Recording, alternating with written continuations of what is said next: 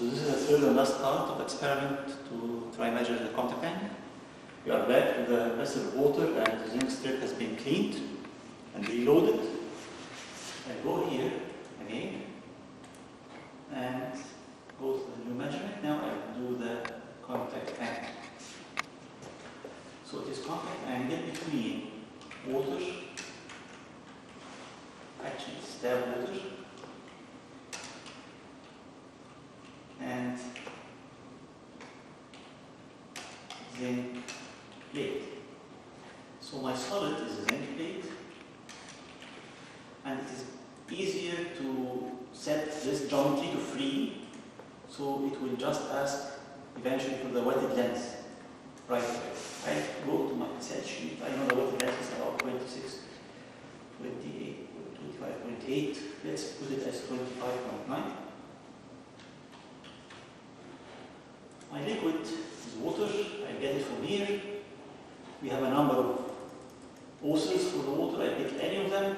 It's important to browse for it because I need to know its density and its surface tension. And here it comes that the surface tension of water has its first part, which is always available in any liquid, plus a polar part, which is only available in the polar liquids. And this is why the water is not recommended for wet lens, for example, because it has got a high surface tension, mostly almost 2/3 of it due to a polar action, because it has got this angle, it's not changing. The procedure, I don't change anything here. The vessel is already correct, so I go to remove this old plot. I go here and select show plot exclusively for this contact angle. Again, I go to start. Same procedure. Now put the liquid into the sample vessel, my liquid, which is water. Put the solid at the balance, zinc. Move the liquid, which is already raised up. And again, I do the same thing. Unblocking, pairing, which is now waiting. Then I set it to 0, moving up, detecting the surface as always. And then it will do two measurements. One time when the specimen, my solid part, is going into the liquid, and the other time when it is going out of the liquid. So we will wait until this is done. So here we have two plots, one for getting into the liquid and the other is getting out of the liquid. We have many points. I'll copy all of this here in this sheet, and I call it contact angle. Please notice that the two important parameters here I have, two columns I have, are these, position and force. And as position increases, the force will change as well, and it will keep increasing till some value which is 4.88. You notice these 2 points is where contact angle measurement will change its direction. So here the position is increasing and here it will start decreasing. We will do the calculation the same for every point, but when we are plotting, we will plot the first part alone and the second part alone. The plot is as given here. Originally, I am after calculating contact angle.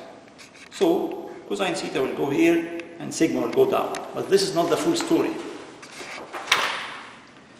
Actually, I have an extra term.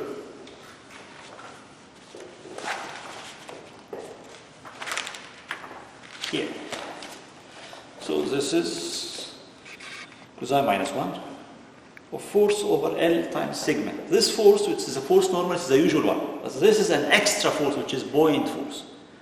The buoyant force is buoyancy. It's like when you go to the swimming pool and the water is pushing you up, or like the same pushing up of water to the boat or the ship. It helps it to float. This is simply due to that some solid part has got into the water, so the water is reacting to this intrusion by pushing it up. Since this is force tensiometer, these forces are interacted together with the contact angle or the surface tension force. So I need to include both of them to be able to calculate this contact angle correctly. Earlier, we didn't bother with this because in the surface tension, we were stopping at the surface exactly out of the liquid. And in the wetted lens, we extrapolated it to the zero force out of the liquid once again. And in these two cases, actually, we assume the angle to be zero, constant. So there is no issue here for surface tension, for buoyancy, upward pushing force. But here, the contact angle is unknown. We need to figure it out, and we need to put into account for this upward force, which is buoyancy. Okay? So the buoyancy actually is calculated from this expression.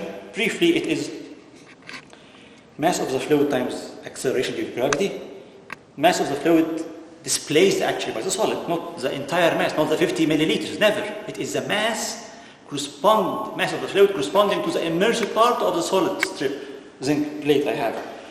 So it is raw fluid times immersed volume, and this immersed volume is area times P, which is position, so area times height of immersion, which is rho of fluid, width, thickness times position times G. So by this formulation, I can calculate the buoyancy. So in this sheet, I calculate buoyancy here in this column at B. Remember that this force is in millinewton, so it's better to use Newton for forces, kilogram for mass, and meter per second squared for acceleration. So change everything to SI units for consistency, otherwise you will get meaningless results. So for FB, I try to make it in Newton, and then eventually I get some fraction. These sum of forces over L times sigma. I get some fraction. How to deal with it? So assume that this fraction is 0.31. It has to be between -1 and +1. And in this case, I assumed it to be as positive 0.31 because this is the argument of the cosine function. There is a built-in function called a cosine, which is arc cosine, inverse of cosine in Excel. So it's arc cosine of this cell, and it will give me this value in radians. But we are more accustomed with degrees. So to change from radians to degrees, I multiply by 180 and divide by pi. And this is the way to get these theta C star, which is this one. And after you get it, again, you will plot the trend line as written here, and then the contact angle, which is actually theta C without star, is this pseudo contact angle at zero position, and this is the angle we are looking for. And based on this angle, we can